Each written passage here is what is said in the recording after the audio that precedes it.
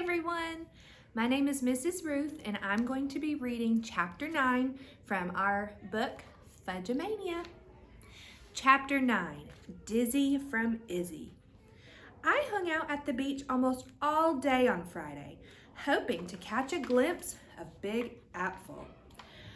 I guess Mrs. A finally noticed because she came out on her porch and said, "If you're looking for Fudge, he's down at the tide pool with Mitzi and Sheila." I'm not looking for him," I explained. I just wanted to ask Big a question about the game." As soon as I said Big, I wondered if I should have called him Mr. Apfel instead. But Mrs. A acted as if it was okay. She said, "Big's on a fishing trip. He'll be back in a few days." "A few days? What about the game on Sunday?" I asked. "There's no game this Sunday," Mrs. A said. "It's the annual antique show. They set it up on the high school field." "Antique show?" "Yes," Mrs. A said. "And Big gets so upset about the game being canceled, he has to leave town.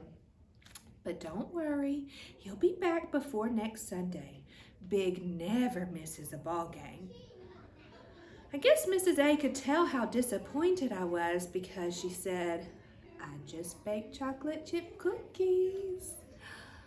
"No, thank you," I said. "I'm not very hungry." I ran home and announced the bad news. "No ball game this Sunday because of some dumb antique show."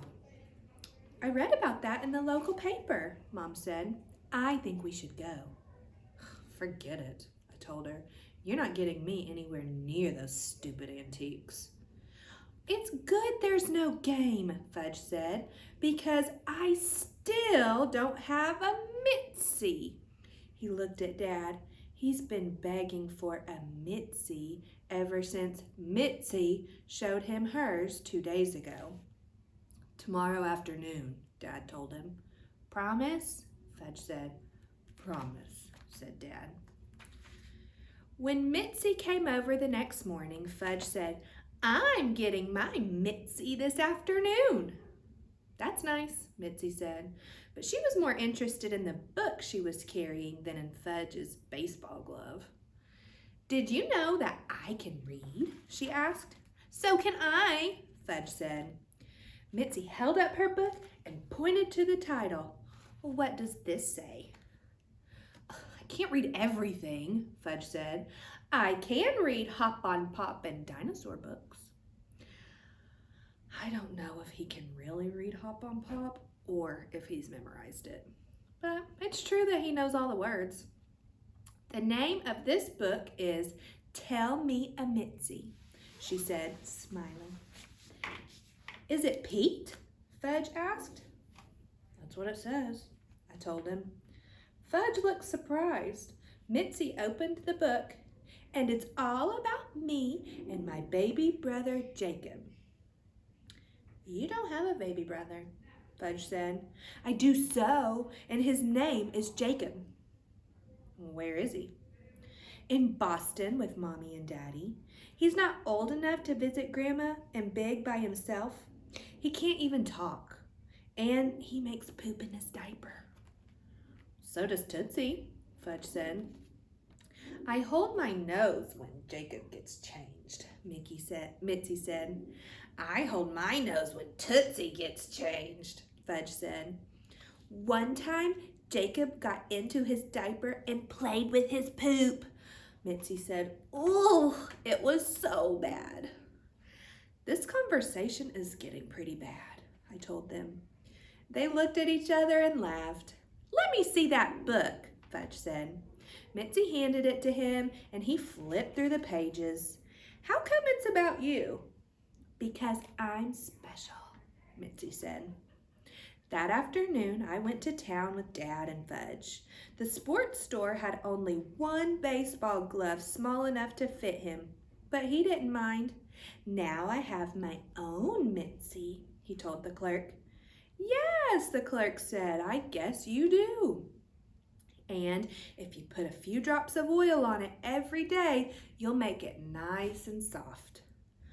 A few drops of oil, Fudge repeated as we left the store. He was wearing his glove and kept punching his fist into it the way Mitzi had with hers. When Dad told us he had to stop off at Sawyer's Market, Fudge asked if he could go to the library. Sure, Dad said. The library is next door to Sawyer's. From the outside, it looks like a little house. There are pots of flowers on the steps and even a screen door. But inside, it's like a regular library. I left Fudge in the children's room and headed for the sports section. There were a lot of books about baseball. I was browsing through one that looked interesting when Fudge tugged at my shirt. I can't find it, he said. Find what? The book I want. I figured he was looking for something like Your Favorite Brontosaurus or The Last Tyrannosaurus Rex. So I said, go ask the librarian. You come too. I'm busy. Please, Pete, this is important. Oh, all right. I walked him to the checkout desk. The regular librarian wasn't there. Instead, there was a girl, maybe 16 or 17. She wore a pin on her shirt that said library assistant. She was reading a book. It must have been really good because she didn't even notice we were standing in front of her until Fudge spoke. Do you have Tell Me a Fudge? He asked. I almost fell through the floor. Pardon, the girl said, looking up at us. Her eyes were a deep dark brown like the best chocolate. Tell me a fudge, he repeated. That's the book I want. It doesn't sound familiar, she said. It could be called Tell Me a Farley, Fudge said. I coughed twice, but she didn't even glance my way. Did you look it up in the card catalog? She asked Fudge. No, Fudge said. Well, let's give it a try. Our computer's down today. She marked her place in the book she was reading. When she closed it, I tried to read the title upside down. I think it was called Beginner's Love, but I'm not sure. Fudge followed her to the card catalog, and I followed Fudge. What's your name? He asked. Isabel, she said, but my friends call me Izzy. Izzy, he said, I like that. What's yours? She asked him. Farley, he said, but my friends call me Fudge. Oh, Isabel said, what an interesting name. She thumbed through the cards in the tea drawer. We have Tell Me a Mitzi and Tell Me a Trudy, but I don't see Tell Me a Fudge or Tell Me a Farley. It has to be there, Fudge said. Isabel went through the cards again. No, I'm sorry. Fudge scrumped up his face and his breath came fast. Oh no, I thought, he wouldn't. Not here, not now. But I was wrong. It's not there, he cried, throwing himself on the floor. Then he kicked and he banged his fists and he screamed, it's not there! Isabel looked at me. I wanted to disappear. Lucky for us, there were only a few other people in the library. One woman came over to see what was happening, but she wasn't impressed. She shook her head and then went back to the stacks where she'd been browsing. A man stuck his head out of the reading room and called, Quiet, please. This is a library. But Fudge kept on kicking and screaming and banging his fists.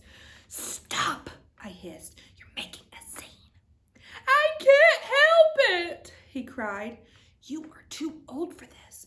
I'm not too old. I'm only 5. I would have walked out and left him there except for Isabel.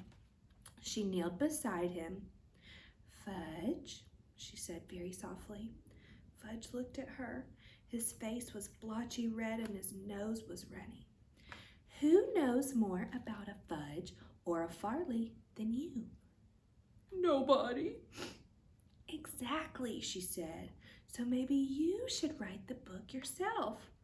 I can't write, Fudge said. My fingers hurt from just printing my name. Well, maybe you can tell the stories to someone else, like your brother, and he'll write them down for you. Isabel smiled at me as if we were sharing a secret. I think I smiled back, but I'm not sure. I felt like I was in a dream and everything was happening in slow motion. Fudge sat up. I'll think about it, he said. Isabel handed him a tissue from her pocket, but he doesn't know how to blow his nose, so he just wiped the whole mess across his face. Then he stood, took Isabel's hand, and walked back to the checkout desk with her. That's a nice-looking baseball glove, she told him. I call it my Mitzi, Fudge said, and I'm going to oil it every day to keep it nice and soft. I wondered if Isabel oiled her skin. I wondered if it felt as soft as it looked. My mind drifted off. I pictured myself on a desert island with Isabel.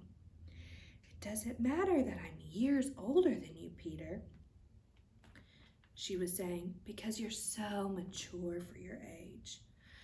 Fudge tugged at my hand. Pete! What? I'll go tell Dad we're done, okay? I nodded. As soon as Fudge was gone, Isabel said, Did you want to check that out? When I didn't answer, she reached for the book I was holding. Do you have your card? She asked. My card?